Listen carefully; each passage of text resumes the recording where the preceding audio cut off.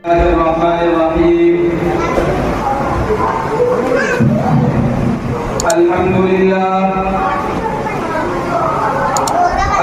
لله وكفى وسلام على عباده الذين اصطفى أما بعد أعوذ بالله من الشيطان الرجيم بسم الله الرحمن الرحيم لو أنزلنا هذا القرآن على جبل لرأيته خاشعا متصدعا من خشية الله صدق الله العظيم. قابل قدر معزز سامعین کرام، اسٹیج پر جلوہ افروز معزز اساتذہ کرام،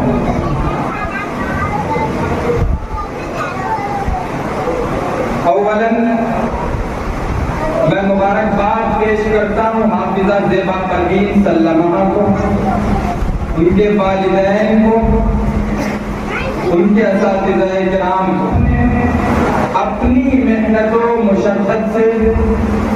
اتنی بڑی سعادت کو قبول کیا. آج کی یہ مجلس بہت ہی بابرکت مجلس ہے. میں نے ابھی آپ حضرات کے سامنے قرآن کریم کی ایک آیت کا ٹکڑا پڑھا جس کے اندر قرآن کریم یہ اعلان کرتا ہوا نظر آ رہا ہے کہ اگر ہم اس قرآن کریم کو پہاڑ پر اتارتے تو تم اس کو پہاڑ رب کی کلام کی حیبت کی وجہ سے نمبر 1 خاشعاً، نمبر 2 متصدعاً. خاشعاً یہ خشوع سے ماخوذ ہے. خشوع کے معنی آتے ہیں کسی کے سامنے جھک جانا، کسی کے سامنے اپنی گردن کو جھکا دینا، کسی کی طاقت کو تسلیم کر لینا. اور متصدعاً یہ تصدع سے ماخوذ ہے. تصدع کے معنی آتے ہیں کہ کسی چیز کے اندر ایسی گرمی ہو کہ وہ اس چیز کے اندر ایسی مادہ پیدا کر دے کہ وہ چیز پھٹ کر ریزہ ریزہ ہو کر اڑنے لگے. اللہ تبارک و تعالیٰ ارشاد فرما رہے ہیں کہ اگر ہم اس قرآن کریم کو پہاڑ پر اتارتے تو تم اس کو دیکھتے کہ پہاڑ رب کے کلام کی حیبت کی وجہ سے اس کی طاقت کو تسلیم نہیں کر سکتا کہ پہاڑ اپنی گردن کو جھکا لیتا اور پہاڑ پھٹ کر ریزہ ریزہ ہو کر اڑنے لگتا. وہ پہاڑ جو زمین کی میل والجبال اوتادا، اس قرآن کریم کو پہاڑ پر اتارا جاتا تو پہاڑ اس کی طاقت کو تسلیم نہیں کر پاتا.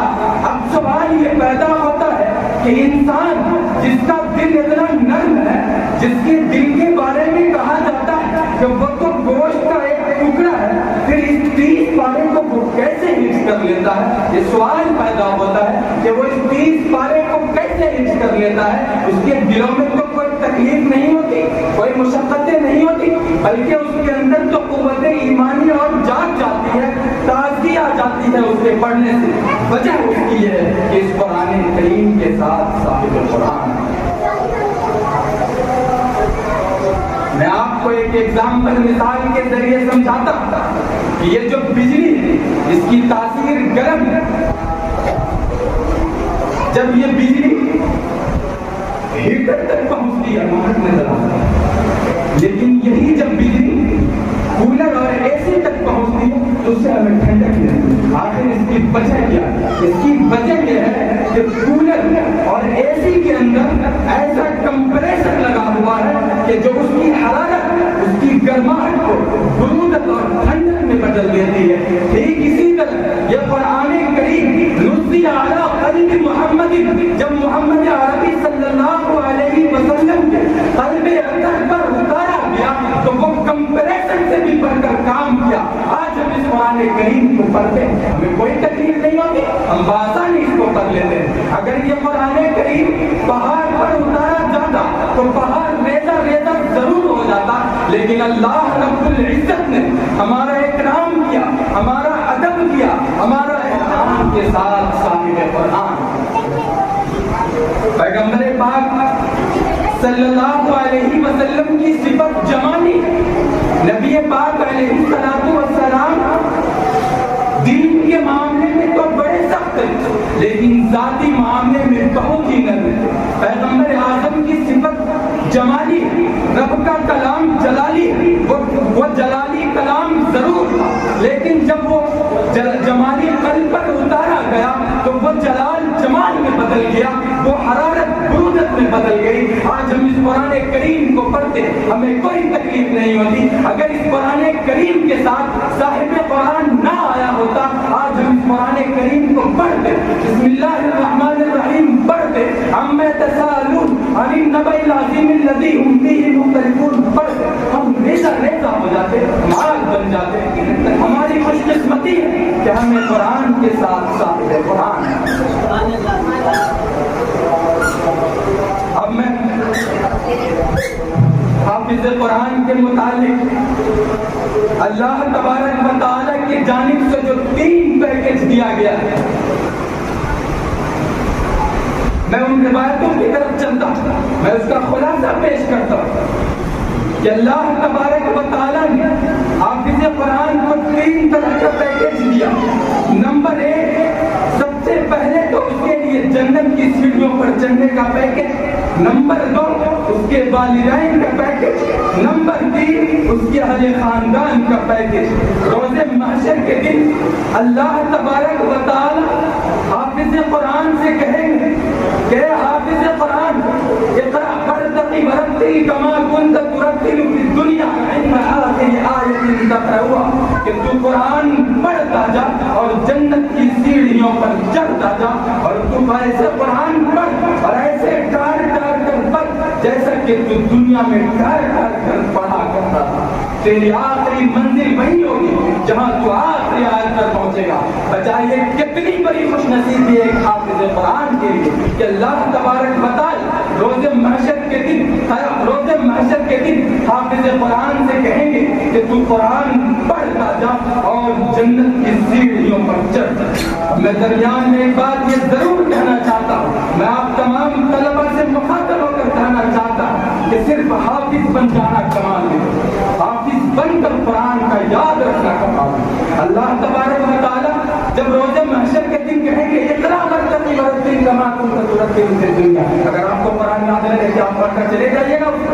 جب آپ کو قرآن یاد نہیں ہے تو آپ کیسے پڑھتا چلے جائیے گا؟ اس لیے آپ کو چاہیے لیکن اس کو یاد رکھے۔ حافظ بننا کمال نہیں ہے، حافظ بن کر قرآن یاد رکھنا کمال ہے، تبھی آپ کے لیے یہ پیکج آپ کے نجات کا ذریعہ بنے گا۔ اور میں دوسری روایت دوسرے پیکج کے متعلق بیان کرتا ہوں۔ حضرت معاذ جوہنی رضی اللہ تعالی عنہ جو قبیلہ جوہنی کا جلیل القدر صحابی ہے جو صوبہ سندھ میں مدفون ہے، وہ حضور صلی اللہ علیہ وسلم کا فرمان نقل کرتے ہیں کہ روز محشر کے دن حافظ قرآن کے والدین سورج سے بھی چمکتا ہوا روشن تاج بنایا ہے۔ بتائیے حافظ قرآن کے والدین کو اتنی بڑی خوش نصیب، وہ سورج جو پوری دنیا کو روشن کرتی، لیکن روز محشر کے دن اس حافظ اس کے والدین کو سورج سے بھی چمکتا اور روشن تاج پہنایا جائے۔ اب میں تیسری روایت جو کہ فضائل اعمال کے اندر ذکر ہے، میں آپ کو اردو کتاب کا حوالہ دے رہا ہوں تاکہ آپ جا کر دیکھ سکیں، میں کوئی مسند احمد عربی کتاب کا حوالہ نہیں دے رہا، فضائل اعمال فضائل قرآن کا حوالہ دیتے ہوئے میں بیان کر رہا ہوں۔ فضائل اعمال جو کہ حضرت شیخ الحدیث حضرت زکریا کاندھلوی مہاجر مدنی رحمت اللہ علیہ کی تصنیف، قرآن کریم کے بعد علماء نے لکھا ہے کہ قرآن کریم کے بعد اگر کوئی سب سے زیادہ پڑھی جانے والی پوری دنیا میں کتاب فضائل اعمال، الحمدللہ اس ادنا سے طالب علم کو مجھے یہ خوش نصیبی حاصل کہ الحمدللہ بخاری شریف پڑھنے کی سعادت صرف ایک واسطے سے حضرت شیخ الحدیث زکریا کاندھلوی مہاجر مدنی رحمت اللہ علیہ تحریر بخاری شریف کی طرف الحمدللہ میری پہنچ جاتی۔ میں تیسری روایت کا ذکر کرتا ہوں، اعمال حضرت علی المرتضی داماد الرسول رضی اللہ عنہ روایت کرتے ہیں کہ روز محشر کے دن حافظ قرآن سے اللہ تبارک و تعالیٰ کہیں گے کہ حافظ قرآن جا تو ایسے 10 آدمیوں کا لسٹ بنا کر لے کر اپنے خاندان میں سے ایسے 10 آدمیوں کا لسٹ بنا کر لے کر جس پر جہنم واجب ہو چکی ہوگی. جب وہ حافظ قرآن اللہ تبارک و تعالیٰ کے دربار میں اس لسٹ کو پیش کرے گا تو اللہ تبارک و تعالیٰ سے حافظ قرآن کہے گا کہ اللہ تبارک و تعالیٰ میں نے تو یہ لسٹ لیا ہے آپ کے سامنے, اب بتائیے آپ کا کیا فرمان ہے. اللہ تبارک و تعالیٰ یہ ارشاد فرمائیں گے کہ حافظ کلام کی حفاظت کی, تو نے میرے کلام کو, اس پاک کلام کو یاد کیا, جا میں تیرے ستے جبیل میں تیرے اہل خاندان میں سے ان 10 آدمیوں کو جس پر جہنم واجب ہو چکی ہے میں تیرے ستے جبیل میں جنت کا فکر دے رہا ہوں. بتائیے کتنی بڑی خوش نصیبی ہے حافظ قرآن کی. تو حافظ قرآن کے لیے, حافظ قرآن کے والدین و اساتذہ کرام کے لیے اور حافظ قرآن کے اہل خاندان, یہ حافظ قرآن کی ڈگری اتنی بڑی ڈگری ہے کہ اس سے بڑھ کر کوئی ڈگری. آپ اپنی اولاد کو ایم اے پی ایچ ڈی ضرور کروا دیجیے, اس کو بڑی بڑی ڈگریاں ضرور دلوا دیجیے, لیکن اگر حافظ قرآن کی ڈگری آپ کے پاس نہیں ہو تو یہ روز محشر کے دن آپ کی نجات کر سکتا بالکل نہیں. یہ تمام ڈگریاں جو ہے یہ تو ایک محدود متا, یہ تو صرف ذاتی دنیا تک کے لیے آپ کے پاس ڈگری رہے گی, لیکن یہ جو حافظ قرآن کی ڈگری یہ روز محشر کے دن آپ کے سفارشی بنیں گے. اس لیے میں آپ تمام لوگوں کے ضمیر پر دستک دیتے ہوئے یہ بات ضرور کہنا چاہوں گا کہ آپ کس طرح اپنے تجارتی کام کے لیے ایک مشیر کو رکھتے ہیں, اپنی کورٹ کچہری کے چکروں کے لیے ایک وکیل کو رکھتے ہیں, اپنی فیملی کے علاج و معالجہ کے لیے ایک ڈاکٹر کو رکھتے ہیں, ٹھیک اسی طرح آپ روز محشر کے دن اپنے سفارش کے لیے اپنی اولاد میں سے کسی کو ضرور حافظ قرآن بنائیے تاکہ وہ روز محشر کے دن آپ کے نجات کا ذریعہ بنے. آپ ضرور اپنی اولاد کو دنیاوی تعلیم دلائیے, اس کے ساتھ دینی تعلیم بھی ضرور دلوائیے, لیکن دنیاوی تعلیم دلوانے کے ساتھ ساتھ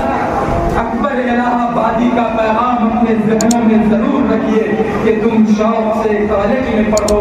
پارک میں کھیلو, جائز ہے غباروں میں اڑو, چرخ پہ جھولو, بس ایک سخن بند ہے عاجز کی رہے یاد, اللہ کو اور اپنی